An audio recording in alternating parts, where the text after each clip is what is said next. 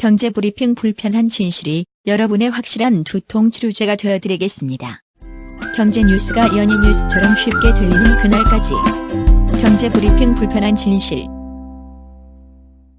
경제브리핑 불편한 진실 1월 11일 순서 시작하겠습니다.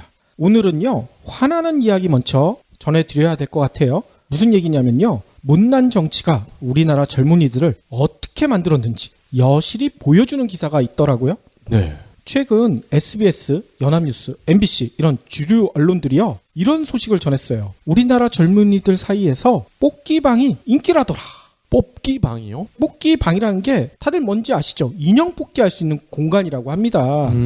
보통 초등학교 앞에 가면 그냥 밖에 이렇게 뽑기가 보통 놓여져 있었는데 이것만 모아놓은 방이 있대요. 오. PC방이나 노래방 뭐 이런 식으로 말이죠. 전한 소식을 보니까요, 이 뽑기방이요, 지난해 5월에는 33개밖에 안 됐었대요. 그런데 11월 들어서 500개로 폭증을 했다고 합니다. 20배 가까이 늘어났네요. 그렇죠. 11일 빅데이터 기반의 인공지능 전문 기업 있죠. 다음소프트가요, 블로그랑 트위터, 인스타그램 등을 분석해 봤는데요. 2014년에는 18,000여 건밖에 안 됐던 인형 뽑기에 대한 언급 횟수가요, 지난해 2016년에는 15만 8천여 건으로 급증을 했대요. 10배가 늘어난 거죠. 그만큼 젊은이들이 인형 뽑기를 많이 한다는 거잖아요. 그렇죠. 그런데 주류 언론들은 왜 이렇게 젊은이들이 예전에 어린이들만 했던 인형 뽑기에 열광하고 있는가, 이거에 대한 분석도 전하고 있더라고요. 이 분석을 좀 살펴보니까요, 이런 얘기가 있네요. 요즘 젊은 층 사이에서는 탕진 재미라는 신조어가 있다고 해요. 탕진은 알 것 같은데 재미 뭔가요? 재미를 뜻하는 거죠. 그러니까 소소한 곳에 돈을 탕진하는 재미를 맛본다. 이게 탕진 재미라고 합니다. 그러니까 많은 돈을 쓸 수도 없으니까 작은 곳에서 자기가 가지고 있던 기껏해야 한 10,000원 내의 돈을 그냥 다 써버린다는 얘기인 거죠. 이게 뭐냐면 워낙 세상이 빡빡하니까 이런 작은 사치라도 누려보자, 이런 심리가 담겨져 있다고 합니다. 이건 마치 비행기를 타고 여행을 가지 못하니까 인천공항에서 공항놀이 하는 거랑 비슷하군요. 그렇죠. 또 이런 분석도 있어요. 일반적으로 불황기가 되잖아요. 그러면 도박 시장이 불야성을 이루잖아요. 이것도 요즘 뽑기 열풍과 맥락이 비슷하다. 특히 불황이 찾아오면 적은 돈으로도 큰 만족을 얻을 수 있는 업종에 사람들이 몰리기 마련인데 이 뽑기가 대표적이다, 뭐 이런 설명도 있어요. 이런 현상은요, 이미 이웃나라 일본에서 경험을 한 바가 있다고 합니다. 또 다른 분석은 이런 얘기도 있네요. 구직이나 시험, 이런 만만치 않은 현실 속에서 일반인들이 매번 좌절을 맛보잖아. 네. 성취감을 느끼기가 힘들죠. 그러니까 이 뽑기방에 가면 그래도 한두 번씩은 성공할 수 있잖아. 네. 이 한두 번의 성공을 작은 행복으로 느낀다는 거예요.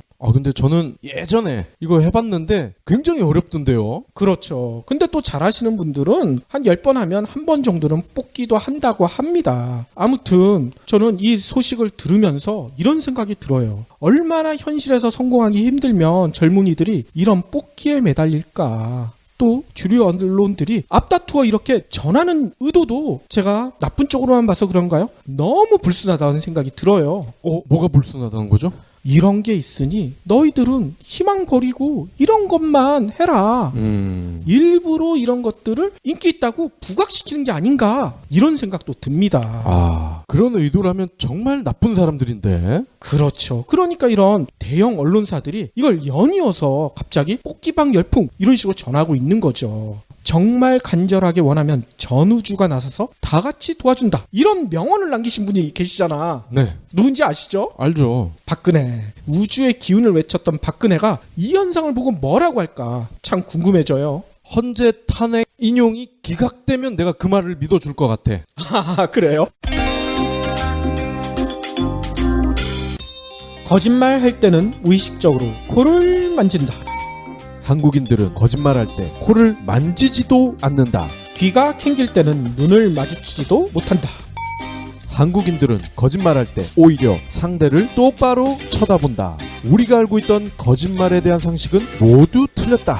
한국인에게는 한국인만의 거짓말 신호들이 따로 있다. 5년의 조사기간 1083개의 거짓말 사례에서 뽑아낸 한국인만의 거짓말 특징 25가지. 쉽게 속이고 쉽게 속는 우리, 쉽게 분노하고 쉽게 용서하는 나라. OECD 사기 범죄율 1위 국가, 거짓말에 관대하고 무감각해진 한국에서 나를 지키는 강력한 행동 심리학. 이제 그들의 거짓말이 보인다. 지금까지 몰랐던 한국인의 거짓말 신호 25가지.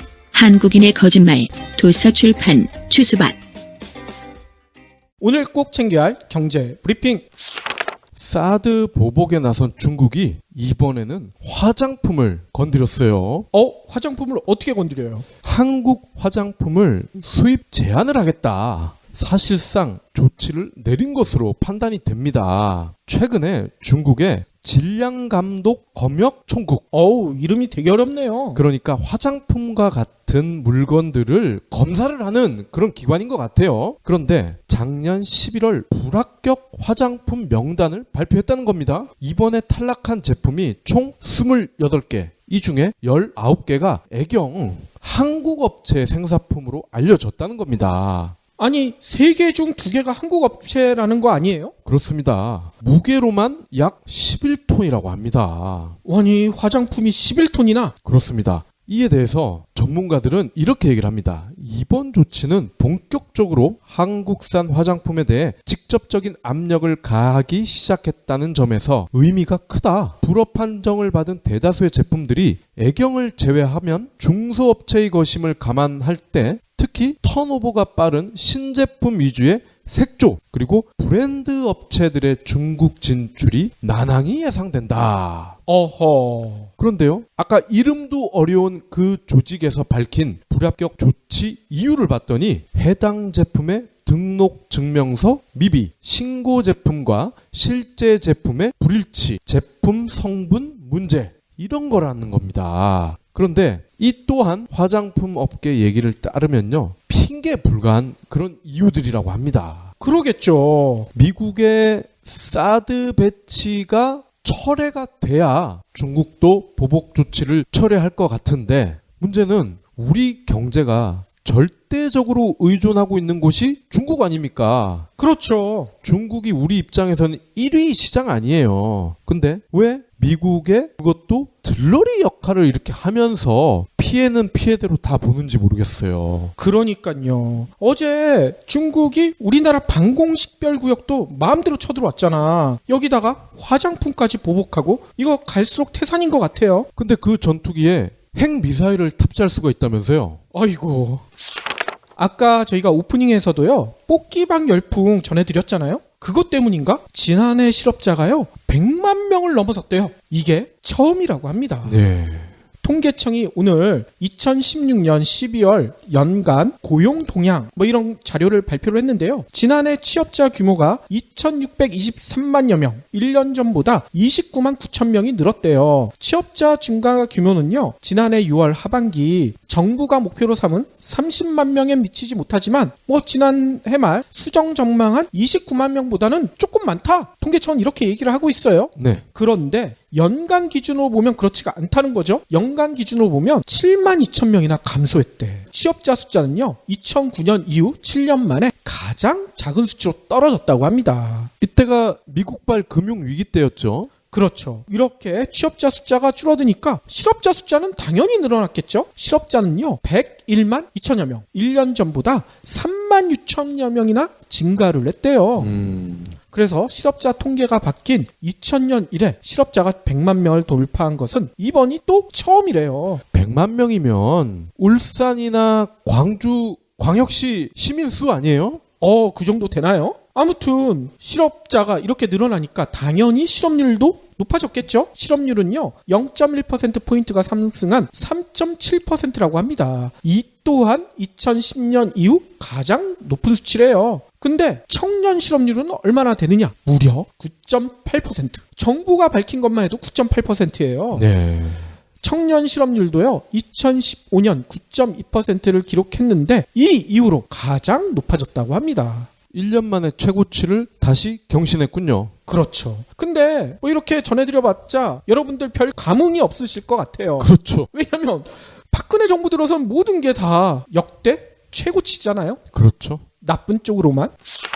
다음 소식입니다. 정부가 연내에 자동차 워셔액과 같은 공산품에 대해서 안전관리 대책을 마련하기로 했습니다. 오늘 산업통상자원부 환경부에 따르면요, 워셔액, 부동액, 습기 제거제, 양초 이런 공산품 4종을 위해 우려 제품으로 분류를 하고 연내 환경부 소관 법률인 화학물질의 등록 및 평가 등에 관한 법 적용을 받도록 할 예정입니다. 아니, 이런 제품도 위험할 수 있다는 얘기예요? 그렇습니다. 이들 제품에 해충을 제거하는 효과를 가진 물질, 즉 인체에 유해할 가능성이 큰 살생 물질이 들어가 있다는 거예요. 아하.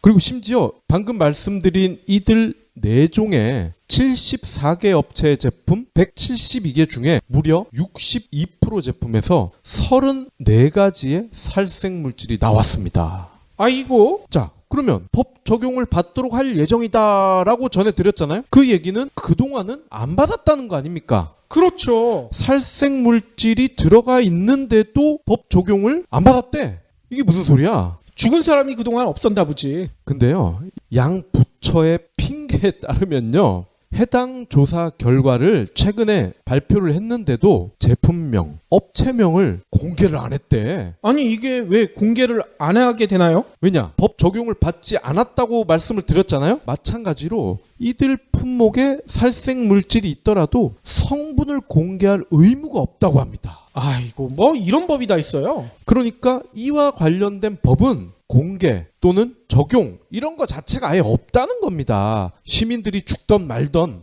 만든 회사 위주로 법이 운영이 되고 있다는 거죠. 한편 유한 킴벌리, 홈플러스 이런 유명 업체 세정제, 방향제 등에 인체에 피해를 줄 수 있는 화학물질이 드러난 것으로 드러나면서 이들 제품의 회수 조치가 시작됐다고 합니다.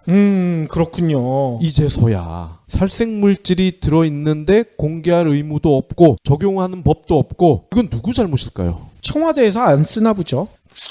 최근에 반가운 소식이 솔솔 들려오고 있죠. 말도 많고 탈도 많았던 단통법이 조만간 없어질 것이다, 뭐 이런 얘기가 들려오고 있어요. 그런데 또 하나, 단통법이 없어지게 되면 해지 위약금이 엄청 올라갈 것이다, 이런 우려도 또 나오고 있다고 합니다. 그렇죠. 그래서 오늘 미래창조과학부에서는요, 이런 얘기를 한다고 해요. 지원금 상한제, 그러니까 단통법 관련된 얘기죠. 지원금 상한제 자동일몰에 따라 이동통신 위약금 부담을 완화할 수 있는 방안을 마련하겠다, 뭐 이런 얘기를 했다고 해요. 뭐 구체적으로는요, 위약금 상한제를 포함해서 위약금 산정 방식을 개선하는 내용을 검토하고 있다, 이렇게 설명했다고 합니다. 현행 단통법에 따르면요, 지원금 상한제는 올해 9월에 자동 일몰될 예정이라고 해요. 이게 뭐 연장될 수도 있다, 뭐 이런 얘기도 나오기는 하지만 워낙 이게 반발이 심하잖아요. 연장될 가능성은 그렇게 높지 않다고 합니다. 그런데 현재는 휴대폰 구입 시에 방송통신위원회가 정한 33만 원 이내에 지원금만 지급해 주잖아요. 물론 이거 어기는 데들도 많죠. 그렇죠. 아무튼 지원금 상한이 없어지게 되면 이 통사들은 이 마케팅 전쟁 또 벌일 거 아닙니까? 지원금을 대폭 올릴 가능성이 높아진대요. 다만 이렇게 지원금이 높아지게 되면 중간에 중도 해지하게 되는 경우 위약금을 또 엄청나게 물 수 있다는 거죠. 그렇죠. 한마디로 배보다 배꼽이 더 클 수 있다는 우려가 나오고 있습니다. 따라서 지난해 이미 이런 일이 벌어질 것으로 알고 계셨던 분들이 계시대요. 누군가 봤더니만 신경민, 변재일, 더불어민주당 의원들인데요. 이 분들은요, 지원금 상한제 폐지 법안을 골자로 하는 단통법 개정안을 발의를 했잖아요. 근데 여기에다가 위약금 상한제도 포함시켰다고 합니다. 그러니까 위약금을 얼마 이상 절대 못 매기게 이렇게 만들겠다는 얘기인 거죠. 근데 아직까지 이 법안은 국회 통과를 못했대요. 그냥 계류된 상태라고 합니다. 빨리 통과되기를 기대해 보겠습니다. 마지막 브리핑입니다. 버버리 아시죠? 버버리?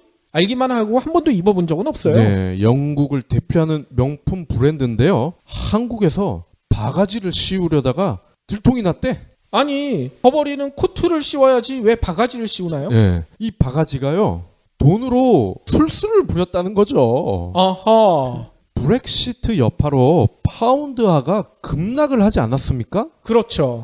그런데 버버리는 영국이기 때문에 아무래도 파운드화를 기준으로 물건값이 정해진단 말이죠. 그렇겠죠. 영국에 있는 물건을 떼올 거 아닙니까? 그러면 한국에 있는 버버리는 영국에 있는 버버리를 파운드화로 사오죠. 그렇게 되면 결국 한국 돈의 가치를 따졌을 때는 내려가야 정상 아닙니까? 당연하죠. 그런데 폭락한 만큼 내리지 않았다는 겁니다. 아, 버버리가 한국에서 팔 때 파운드화 내린 것만큼 가격을 인하하지 않았다는 얘기군요. 그렇죠. 버버리 코리아는요, 최근 브렉시트 여파로 파운드화가 폭락하자 이를 수입가에 반영을 하긴 했대. 근데 이게 고작 9% 정도 인하를 했다는 겁니다. 뭐 9%는 많지는 않지만 또 적지도 않은 것 같은데요. 예, 그래서 버버리 패딩이 250만 원에서 240만 원. 캐시미어 코트는 370만 원에서 340만 원. 이렇게 떨어졌대요. 아니, 이 패딩이랑 코트에는 금이 박혀 있나요? 왜 네. 이렇게 비싸? 근데 파운드화가 얼마나 떨어졌나 봤더니 지난해 6월에 브렉시트가 결정이 됐잖아요. 연말까지 17%나 떨어졌더라고요. 아니, 그렇게 되면 파운드화 내린 거에 절반만큼밖에 가격을 안 내렸다는 얘기네요. 그렇습니다. 그러면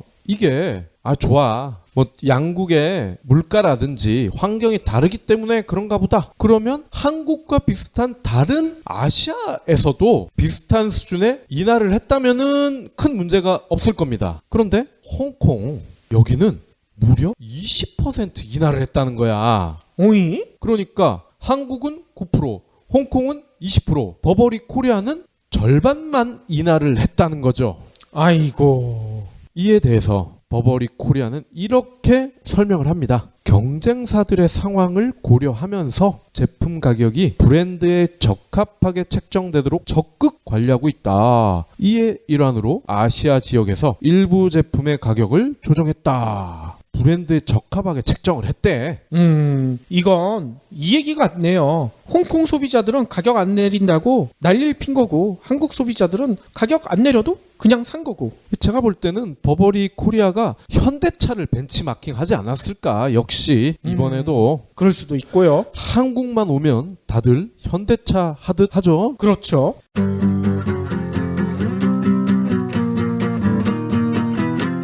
포브스가 매년 발표하는 전 세계 억만장자 순위 아시죠? 이 리스트에 이름을 올리는 가장 빠른 방법이 뭘까요? 글쎄요. 사업, 복권, 땡! 바로 결혼입니다. 결혼이요? 네, 결혼이요.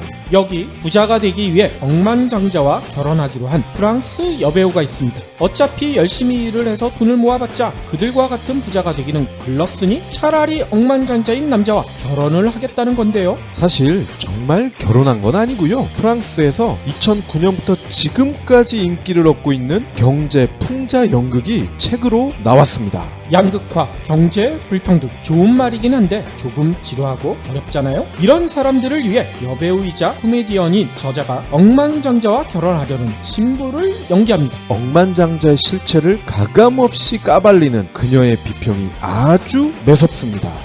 그녀가 본 억만장자의 실체는 무엇일까요? 그래서 나는 억만장자와 결혼했다. 기대 바랍니다. 도서출판 한빛피즈. 그러면 오늘의 섹션 시작할 텐데요. 오늘은 이 얘기를 좀 드려야 될 것 같아요. 어제 문재인 전 더불어민주당 대표가 재벌 개혁 공약을 내놨잖아요. 그랬더니만 오늘 아침에 난리가 났죠. 보수 언론들이 다들 이게 도대체 뭐냐? 뭐 이러고 있어요. 뭐 기업 죽이기다. 기업 해외 탈출 부채질이다. 기업 길들이기다. 강한 어조로 비판하고 있더라고요. 삼성이 지금 죽고 있잖아. 박근혜 최순실 덕에. 그러니까요. 그런 게 기업 죽이기 아니에요? 그런데도 문 대표의 이 공약에 대해서 대부분의 언론들, 특히 보수 언론들이 강한 어조로 비판하고 있습니다. 그런데 오늘 저희가 여기서 문 대표의 공약을 하나하나 이렇게 따져보겠다는 얘기는 아니고요. 재벌 왜 개혁이 필요한지 새로운 시각으로 한번 살펴볼까 합니다. 보통 재벌하면 다들 이런 얘기 하시죠. 공룡이다. 예. 공룡이 멸망한 것처럼 이게 덩치가 너무 커졌기 때문에 재벌도 사라져야 된다. 그렇게 얘기하시는데 이 공룡하면 벌써 몇십만 년 전 얘기잖아. 네. 너무 현실감이 없어. 동화책 얘기 같기도 하고. 그래서 좀 가까운 얘기, 현실감이 높은 얘기를 드릴까 해요. 일단 제가 문제를 하나 드릴게요. 인류 역사상 가장 큰 대포를 장착한 배 무슨 배인지 아세요? 글쎄요. 당연히 거북선은 아니겠죠. 그리고 가장 큰 대표를 장착한 배니까 아무래도 기술이 점점 발달했기 때문에 최근에 미국이나 아니면 중국 같은 데서 만든 그런 엄청난 함선이 아닐까, 대부분 그렇게 생각하실 겁니다. 네. 근데 정답은 뭔지 아세요? 무려 80년 전에 만들어진 배예요. 어디서 만들었냐? 일제가 만들었습니다. 일제가 1937년, 딱 80년 전이죠. 이때 만든 야마토라는 전함입니다. 이 야마토 전함은요, 제2차 세계대전 당시 일제 기함이었대요. 그러니까 주력 함정이었다는 얘기인 거죠. 네. 이 배가 얼마나 컸냐 했더니만 자료를 찾아봤더니 길이만 260m래요. 오. 그러니까 축구장 2개하고도 반 개가 더 들어가는 엄청난 길이라는 거죠. 웬만한 항공모함만한 그런 배 아니겠어요? 네. 거기다가 이 야마토 전함에 실려있는 대공포가 몇 문인 줄 아세요? 보통 대포를 문으로 세죠. 200문이 넘는데 한 번에 쏘면 대포 200발이 하늘로 막 날아가는 거예요. 거기다가 탱크보다도 더 두꺼운 강력한 장갑도 장착했다고 합니다. 특히 야마토 전함에는요, 아주 자랑할 만한 무기가 하나 더 있었대요. 뭐냐면요, 28.1인치, 그러니까 센티미터로 따지면 46cm죠. 직경이 이렇게 엄청나게 큰 주포가 자리 잡고 있었대요.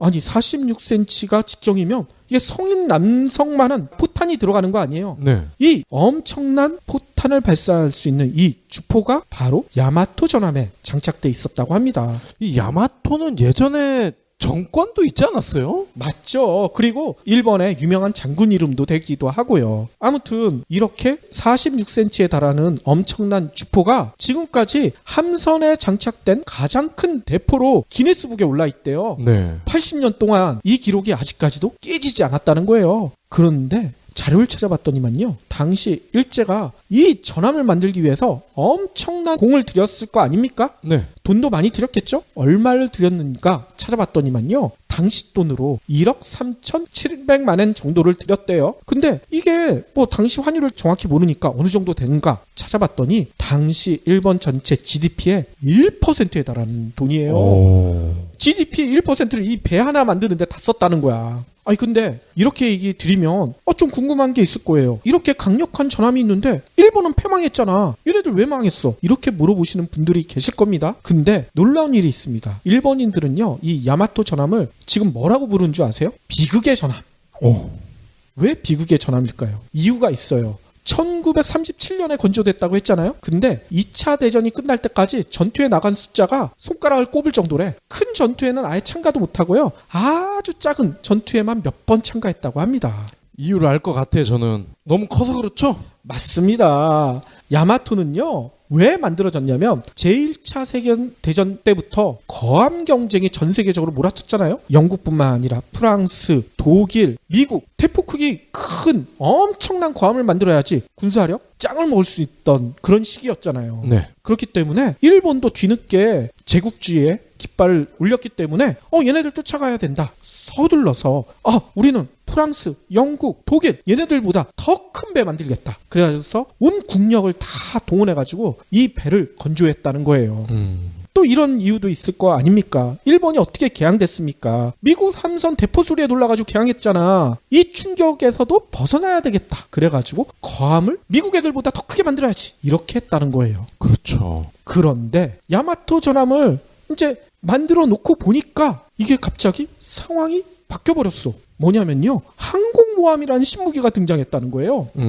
예전에는 진짜 거함 거포를 몰고 가가지고 대포 빵빵 쏘면 다들 두 손 두 발 들고 다 항복했잖아. 근데 이제는 그게 아니라는 거예요. 항공모함에 함재기를 탑재해가지고 공중전을 벌이기 시작한 거야. 함재기가 날아다니게 되니까 어떻게 됐겠습니까? 이 야마토 같은 엄청난 사이즈는 오히려 목표물만 된다는 거예요. 그렇죠. 함재기들이 거기다 다 갖다 놓고 폭탄도 쏘고 총도 쏠 거 아닙니까? 그러면 다 좋아요. 빨리 도망이라도 가면 되잖아요. 그리고 200문에 대공포도 있고 하니까 좀 버틸 수 있겠거니 생각하겠지만 문제는 엄청난 장갑을 댔다고 했죠. 속도가 너무 느리대. 그렇죠. 도망을 갈 수가 없어. 이건 그냥 하나의 섬이야. 그렇죠. 일본 군부도 이거를 건조한 다음에 뒤늦게 알았다는 거예요. 이 때문에 이거 전투에 나가면 100점 100패다. 전투에 내보내지 말라. 이렇게 암묵적으로 얘기를 했다는 거지. 만들고 나서. 그렇죠. 그런데 아니 이렇게 GDP의 1%나 들여가지고 배를 만들어놨는데 이거 그냥 놀릴 수는 없잖아. 어떻게 했는 줄 아십니까? 놀라운 일이 벌어졌습니다. 축구한 거 아니에요? 축구도 아마 했던 것 같고요. 선상 파티용으로 썼대. 이 배를 2차 대전이 벌어졌는데도 전쟁 내내 전투에는 참가하지 않고 여기서 해군 장교들이 모여가지고 파티를 했다는 거예요. 그래서 당시 이런 얘기도 있었다고 합니다. 야마토 호텔이다. 거함이 호텔로 쓰였다는 거죠. 그러니까 국민들이 난리가 났겠죠. 특히 2차 대전 이제 패망으로 치닫고 있으니까 야 니네들 배 만들어 놓고선 이거 왜 출격 안 시켜? 군부한테 일본 국민들이 난리를 쳤을 거 아닙니까? 일본 군부도요 마지막에는 이거 버티다 어쩔 수가 없었나 봐. 야마토 전함한테 임무를 부여합니다. 뭐였냐면요, 오키나와 있죠. 오키나와에 몰려오는 미군을 나가서 니네가 막아라 이렇게 명령을 내렸대요. 근데 일본 군부가 내린 명령이 되게 희한하다고 해요. 야마토 전함을 오키나와 앞에 태평양이잖아요. 이 넓은 바다에서 싸우라고 한 게 아니라 오키나와 해안에서 고정포대 역할을 하라고 명령을 내렸다는 거야. 오. 그리고 더 황당한 것은 기름을 채워줬는데 일본 본토에서 오키나와까지 편도로 갈 수 있는 기름만 채워줬대. 그러면 이게 뭔 얘기겠습니까? 오키나와 해안에서 장렬하게 전사하라. 일본 애들이 많이 쓴 거 있죠. 옥새하라. 이렇게 명령을 내린 거예요. 근데 더 비참한 사실이 있어요. 야마토 전함이 옥새를 하고 싶었겠죠? 근데 옥새를 못했대. 왜 그런 줄 아세요? 그 전에 작살 난 거 아니에요? 맞습니다. 오키나와로 이제 출격을 했을 거 아니에요. 배를 끌고 나갔는데 일본 본토도 제대로 벗어나지 못하고 미군 함재기에 발각이 된 거야. 배가 워낙 크니까 금방 발각이 됐겠죠. 네. 일본 규슈 서남 해안에서 연합군 전투기 300여 대의 집중 공격을 받고 허무하게 침몰하고 말았다는 겁니다. 오키나와 근처도 가지도 못했대. 대포가 200개나 있는데 어떻게 전투기 300대한테 포 한 번 쏴보지 못하고 이렇게 처참하게 끝날 수가 있죠? 아니 46cm짜리 대포를 비행기한테 써봤자 그게 비행기가 맞겠습니까? 전혀 불가능한 거죠. 아무튼 이 야마토 전함은요 옥새를 각오하고 돌격 앞으로를 했는데 저 근처도 가지 못하고 자신이 쳐놓은 그물에 걸려가지고 그냥 죽어버린 거나 똑같지 않은가 이런 생각이 들더라고요. 완전히 블랙 코미디죠 이거는. 네. 이게 왜 이런 일이 벌어졌을까요? 트렌드 변화를 감지하지 못한 채 과거에, 그러니까 포만 크면 이긴다 이런 과거에 매달린 결과 코미디 같은 최후를 맞은 게 아닌가 이런 생각이 듭니다. 재미난 것은요, 이런데도 최근에 아베나 일본 우익들은 종종 야마토 전함을 그리워하고 언급도 하더라고요. 그리고 보신 분들도 계실 거예요. 야마토가 애니메이션으로도 나오고 있습니다. 오. 비참하게 침몰했던 야마토가 우주시대에 이게 갑자기 떠오른대. 왜 떠오르냐? 우주 전함이 된다는 거야. 이런 애니메이션도 있어요. 와프도 되나요? 와프가 되는지 저는 그거 안 봐가지고 모르겠습니다. 아무튼 진짜 1번답다는 생각이 들지 않습니까? 그런데 제가 왜 이렇게 장황하게 얘기 드렸느냐? 1번만 비웃을 일이 아니더라고요. 과거의 추억에 사로잡힌 한국판 야마토가 우리나라에서도 트렌드를 완강하게 거부하고 있기 때문이죠. 아니 한국판 야마토 도대체 뭘까요? 바로 재벌들입니다. 주요 외신들이요 과거에 매몰된 재벌들의 정경유착 관행으로 한국 경제 위기가 심해질 수도 있다 최근 들어서 따라 지적하고 있어요. 특히 지난해 말에 28년 만에 재벌 청문회 열렸잖아요. 네. 이거에 대해서도 외신들이 엄청난 관심을 보였는데요. 월스트리트 저널은 이렇게 전하더라고요. 재벌 기업들이 정부계에게 돈을 내면서 특혜를 바라는 게 한국 정치의 뿌리 깊은 관행이다. 특히 정경련을 재벌들의 사적 로비 단체다. 이렇게 비난까지 했어요. 잘 봤네요. 그렇죠. 정확히 본 거죠. 한마디로 재벌들이 스스로 자기들은 그러잖아요. 우리는 글로벌 스탠다드다. 이렇게 얘기했지만 외신들의 눈에 보기에는 재벌들이 글로벌 스탠다드에 한참 미달한다. 이렇게 지적한 거죠. AF통신도 이렇게 얘기했습니다. 재벌 총수들에 대한 반감은요. 점차 커지는 빈부격차에 대한 분노까지 폭발시키고 있다. 이렇게 평가를 하고 있더라고요. 더 나아가 블룸버그 통신은 이렇게 얘기합니다. 정치 스캔들로 한국 경제의 불확실성이 높아졌는데 특히 조선, 해운, 철강, 기간 산업이 우려된다. 이게 뭐 얘기겠습니까? 재벌들이 한국 경제에 걸림돌이 되고 있다. 이렇게 얘기를 한 거죠. 네. 특히 재벌 3세, 4세 얘들이 하는 짓거리를 보면 더 열받죠. 외신들도 그거를 일제히 지적하고 있어요. 저희가 방송을 통해서도 여러 번 얘기 드렸지만 하나그룹의 김승현 회장의 삼남 김동선 씨 술집에서 종업원을 폭행했죠. 이거 동영상도 떠서 난리가 났던데 이런 끊이지 않고 있는 국내 재벌가의 갑질 사건에 대해서도 외신들이 일제히 큰 관심을 나타내고 있습니다. 특히 월스트리트 저널은요. 기획 기사를 썼는데 어떻게 썼는지 아세요? 한국에서 지난 20년 동안 발생했던 재벌가 사람들의 폭행 연루 사건 이거를 총 정리를 했더라고. 대단하죠? 월스트리트 저널은요. 삼성가의 2세대 리더 이 2세대 리더가 2차례 유죄 판결을 받았다. 2세대 리더 누군가? 다들 아시죠? 이건희 회장 지금 누워 계신 이 이건희 회장은요. 1996년 대통령에게 뇌물을 준 혐의와 2009년 횡령과 조세포탈 혐의로 유죄 판결까지 받았다. 그런데 두 차례 모두 김영삼, 이명박 대통령에 의해 사면을 받았다. 이렇게 전하더라고요. 네. 이게 뭔 일이냐 이런 얘기를 한 거죠. 또 2007년 여러분들 다 아시죠? 김승현 화나 회장의 쇠파이프 폭행 사건 이것도 자세하게 전했어요. 기억을 좀 떠올려 드리기 위해서 당시 사건 월스트리트가 어떻게 전했는지 전해드리자면 김 회장은 서울 북창동의 한 클럽에서 술을 마시던 자신의 둘째 아들 김동원 씨 방금 전에 얘기 드렸던 김동선 씨의 형이죠. 김동원 씨가 시비 끝에 클럽의 종업원 4명에게 폭행을 당하자 김승현 회장이 조폭을 동원해서 이들을 청계산 공사 현장으로 끌고 간 뒤 쇠파이프로 때려서 큰 사회적 무리를 일으켰다. 이렇게 전하고 있어요. 네. 그러면서 판결 결과까지 소개를 했는데 김 회장은 이 사건으로 징역 1년 6월에 집행유예 3년을 선고받았지만 1년 만에 또 이명박 정부 시절 사면을 받았다.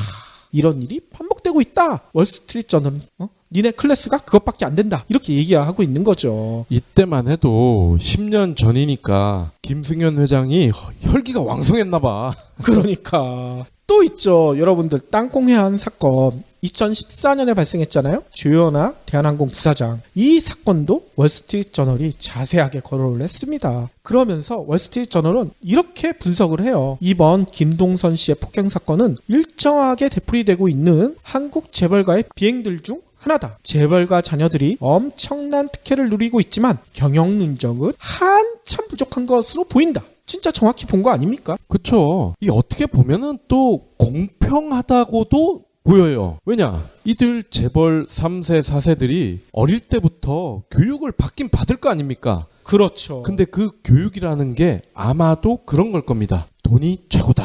그렇죠. 너는 금수저다. 흑수저는 밟아라. 이런 교육을 분명히 받았을 건데 어른이 되고 나서 이렇게 의도 터지는 거 아닙니까? 맞습니다. 그래서 이들이 어렸을 때 받은 교육 자체가 귀족놀이가 아닐까 이런 생각이 들어요. 그러니까 이런 구시대적인 귀족놀이에 심취해 있는 한국 재벌의 몰지각함과 부도덕이 전 세계적으로 이 월스트리트 저널을 통해서 망신을 산 셈이 아닌가 이런 생각이 들어요. 네. 근데 문제는 망신으로만 그치면 다행이죠. 그게 아니란 점입니다. 국내 노동자들이 피땀 흘려서 읽어놓은 우리 기업들의 이미지, 이 이미지가 이 몰상식한 재벌가의 자녀들이 한 방에 날려버렸기 때문이죠. 경영 능력이 없는 데다가 부도덕하기까지 하다. 이런 재벌가가 이끄는 한국 기업에 어느 누가 투자를 하겠습니까? 안 그래도 오늘자인 것 같아요. 국내 경제 일간지를 보면 트럼프가 각국의 유명한 경제 인사들을 다 초청을 했다는 거야. 그렇죠. 뭐 마윈도 있고 손정희도 있고 유명한 분들이 많이 있더라고요. 근데 한국은 단 한 명도 없다. 그러면서 그런 얘기를 해요. 출국 금지 이거 빨리 풀어줘라. 근데 제가 볼 때는 출국 금지 문제가 아니라 그릇이 안 되는 거를 트럼프도 아는 거예요. 그렇죠. 트럼프가 보기에도 얘네들은 뭔가가 이상해. 이렇게 느끼고 있는 거죠. 얘들 부르면 파티장에서 술 취해가지고 종업원 팰 것 같으니까. 맞습니다. 그러니까 이런 사실을 아는 외국 소비자들도 아니 한국 뭐 좋은 기업인 줄 알았는데 얘네들이 경영해? 얘네들이 만든 제품 믿을 수가 없어. 서비스? 나 마음에 안 들어. 다 거부할 수도 있다는 얘기인 거예요. 이렇게 되면 어떻게 되겠습니까? 아까 처음에 얘기 드렸던 진짜 코미디처럼 침몰했던 야마토 꼴이 나지 않을까 이런 두려움이 생깁니다. 그런데 이런데도 많은 국민들은 이런 얘기 하시죠. 그래도 대마불사 아니냐? 대마불사의 신화에서 벗어나지 못하는 분들이 의외로 많으세요. 이렇게 얘기하시더라고요. 그래도 외국 나가서 우리나라 알아주는 거 삼성, LG, 한화 얘네 말고 뭐가 더 있어? 이렇게 목소리를 높이는 분들도 계시고요. 네. 또 우리나라 이렇게 잘 살게 만든 거 이거 다 누구 덕분이야? 재벌도 덕분 아니야? 이렇게 항변하시는 분들도 계시더라고요. 물론 제가 이거 전적으로 뭐 여기서 반박하고 싶진 않은데 틀린 얘기도 아니죠. 그런데 이게 맞더라도요. 얼마 전까지만 맞아요. 뭐냐면요. 규모의 경제가 막혔던 2000년대 초반까지나 맞는 얘기란 말입니다. 지금은 4차 산업혁명이란 말이 여기저기서 들려오고 있잖아요. 세상이 아찔한 속도로 바뀌고 있습니다.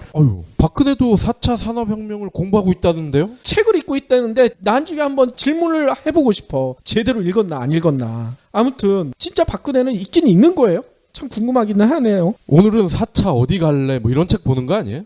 그럴 수도 있겠죠. 아무튼 본론으로 돌아와서요. 4차 산업혁명 여러분들 저희 방송을 통해서나 뭐 다른 곳을 통해서도 많이 들으셨을 텐데 다들 알고 계시잖아요. 인력과 자본력 이게 최대 경쟁력이었던 과거와 달리 이제는 뛰어난 기술과 아이디어로 시장을 바꾸는 퍼스트 무버, 게임 체인지 이런 사람들이 속속 등장하는 게 4차 산업혁명 아닙니까? 대표적인 사례가 여러 가지가 있는데 페이스북, 테슬라, 우버 이런 기업들이 야마토와 같은 거함을 한 방에 물리치는 이런 사례 너무나 많잖아요. 그렇죠. 뭐 저희 방송을 통해서도 여러 번 말씀드렸지만 숙박 공유업체 에어비앤비 있죠. 에어비앤비는 대형 호텔 체인은 힐튼이나 메리어트의 시가총액을 이미 넘어서 버렸잖아요. 또 재미난 기업도 있습니다. 미국의 온라인 스타트업인 캐스퍼 있죠. 캐스퍼는요. 시몬스, 썰타, 실리 이게 글로벌 침대 업체잖아요. 이 글로벌 침대 업체들을 두려움에 떨게 만들고 있대. 뭐냐면요. 3분의 1에 불과한 가격으로 얘네들 공략을 하고 있다는 거예요. 어떻게 3분의 1에 불과한 가격으로 공략이 가능할까? 캐스퍼는요. 고급 매트리스를요. 강력한 압축 기술로 작은 박스에 담아서 배송을 한대요. 사람이 들 수 있을 정도로 작게 만들어서 배송을 해주는데 네. 더 놀란 것은요.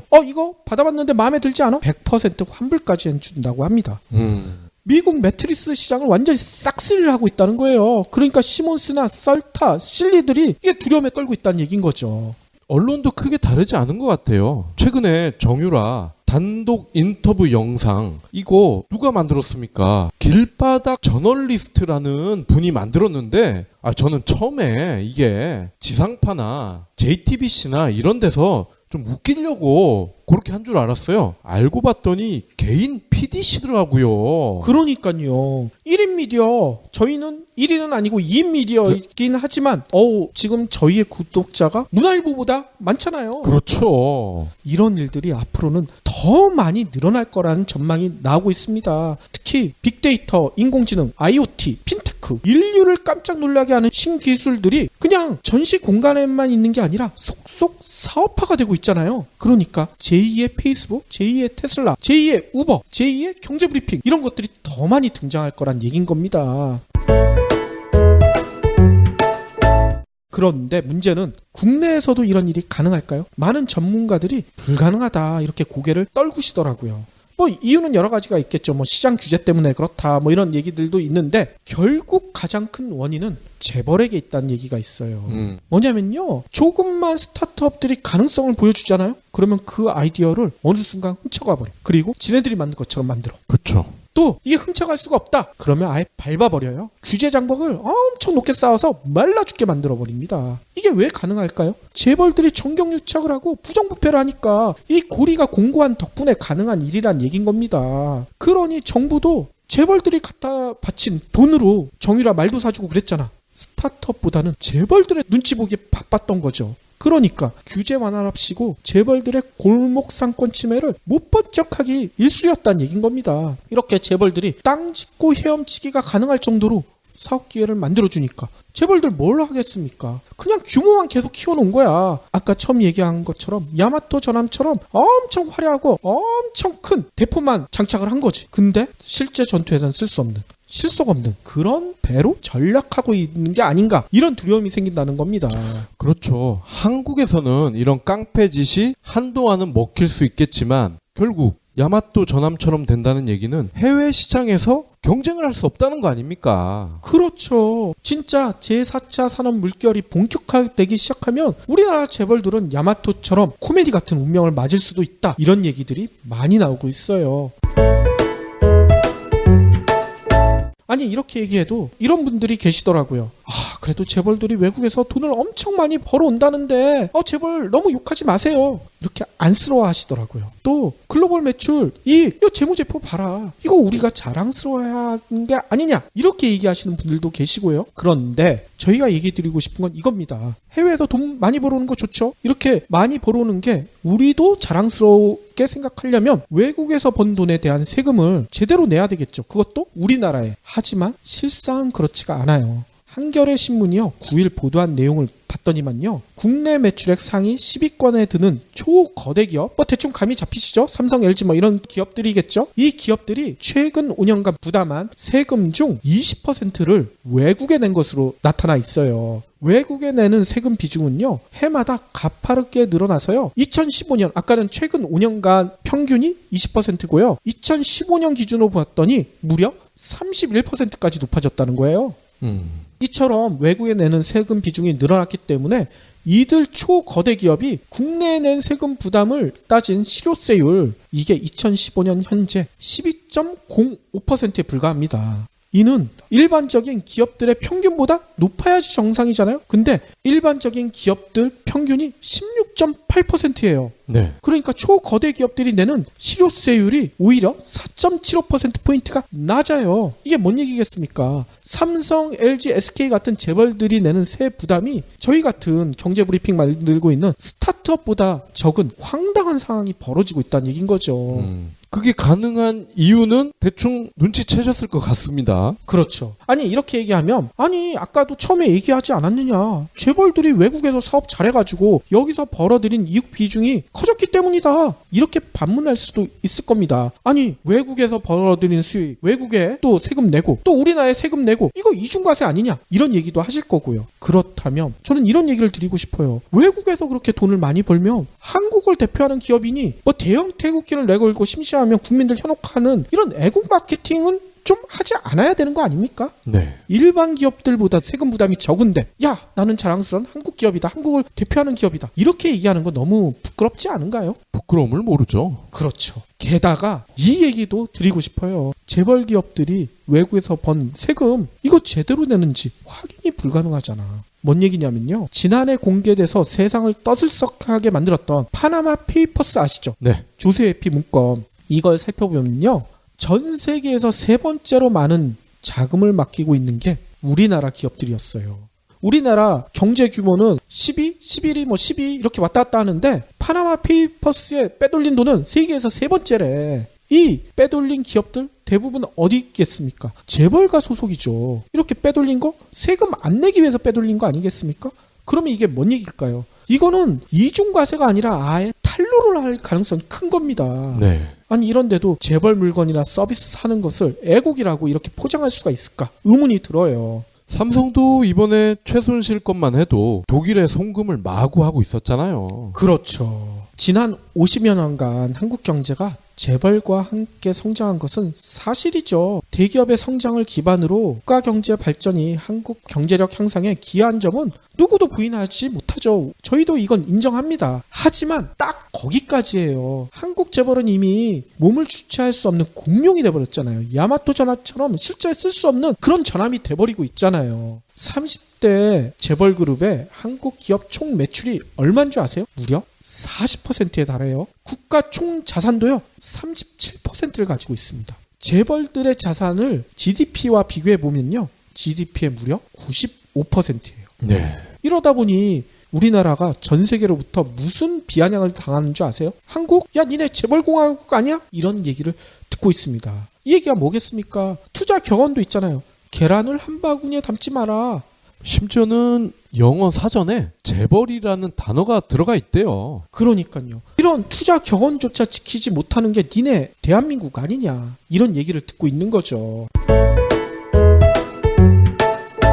저희가 지난번 방송에서도 한번 얘기 드렸었지만 박근혜 최순실 게이트는 어찌 보면 대한민국에겐 천운이라는 생각도 들어요. 왜냐하면 재벌 경제의 실체를 여실히 드러냈기 때문이죠. 문재인 대표뿐만 아니라 많은 시민들이 재벌 개혁, 재벌 해체 요구하고 있잖아요. 4차 산업혁명이 본격화하게 되면 각국의 전함들이 전투태세를 갖출 걸로 보입니다. 미국이나 중국들은 스타트업들이 전투태세 갖추고 있잖아요. 지금까지 보지 못한 현란한 신무기로 적들을 놀라게 할 가능성이 높아요. 이번 CES에서도 많이 보여줬죠. 네. 뿐만 아니죠. 인도, 이스라엘, 독일, 프랑스, 영국 이들 나라들도 마찬가지예요. 스타트업의 미래를 걸고 있잖아요. 그런데 우리나라는 어떻습니까? 스타트업들 말로만 도와준다고 하고 재벌들이 다 싹을 밟고 있잖아. 이들과 맞설 수 있도록 국내 재벌들도 빨리 변신해야 됩니다. 사이즈만 자랑해서는 안 된다는 얘기인 거죠. 이를 위해서 방법이 뻔하잖아요. 정경유착의 고리를 끊고 불투명한 소유 지배구조에서 빨리 벗어나야 되죠. 가장 빠른 방법 다들 아시잖아요. 소유와 경영을 분리하는 거. 재벌가 소유까지 하지 말라는 얘기까지 못하죠. 소유는 하세요.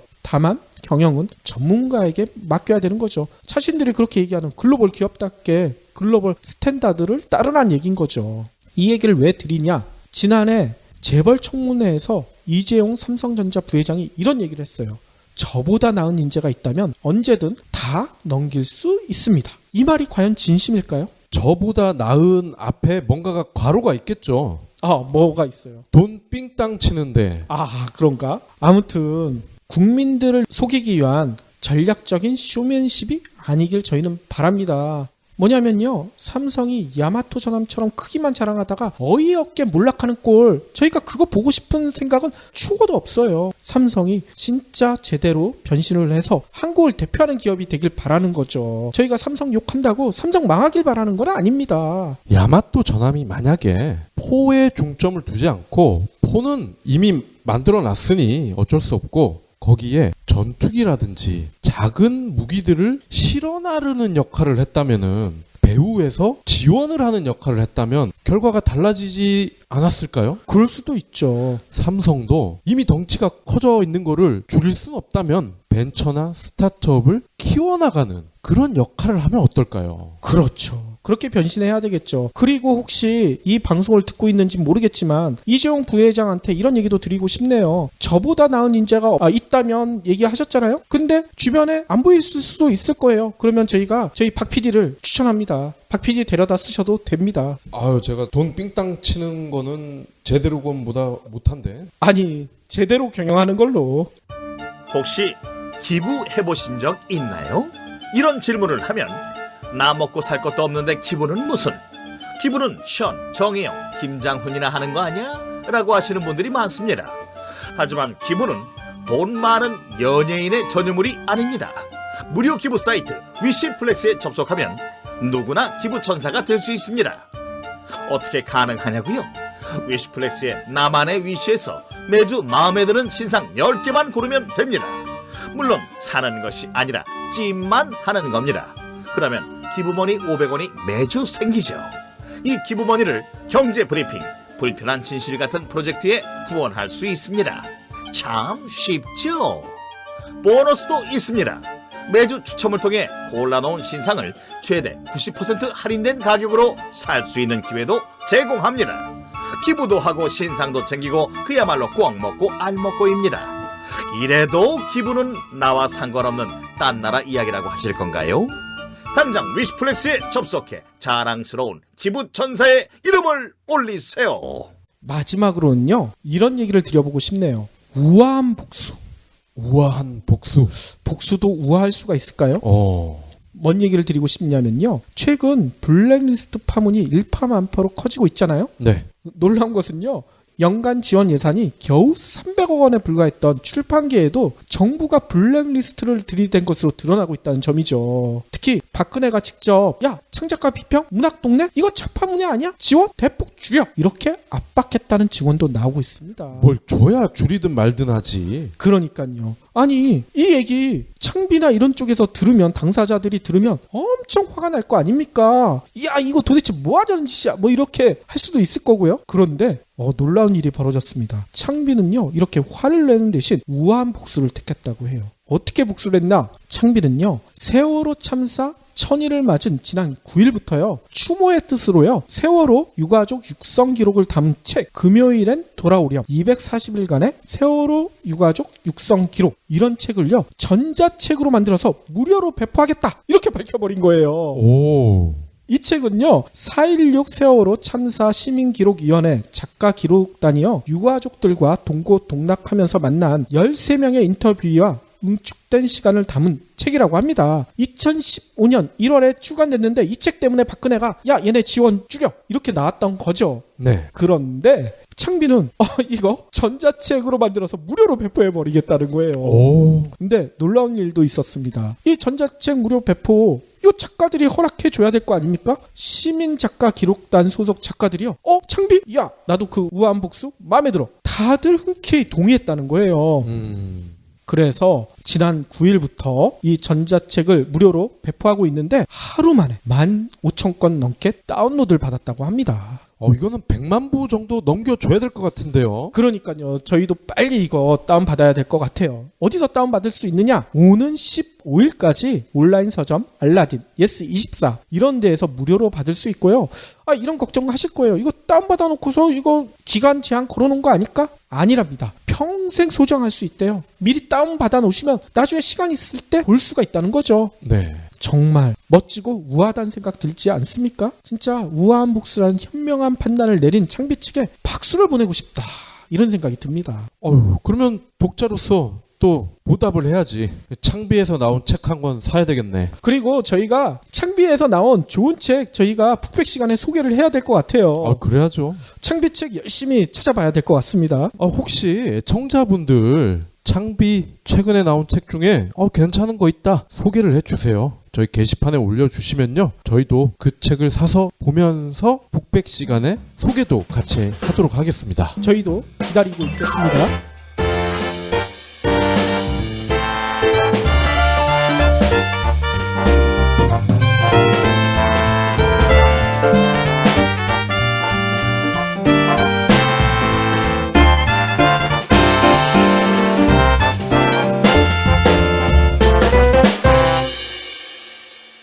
경제브리핑 불편한 진실 완수해주셔서 감사합니다. 하트 2첩, 댓글 남기기, 계좌 후원 등 다양한 방법으로 힘을 보태주세요. 계좌 정보는 경제브리핑 팟빵 공지 코너에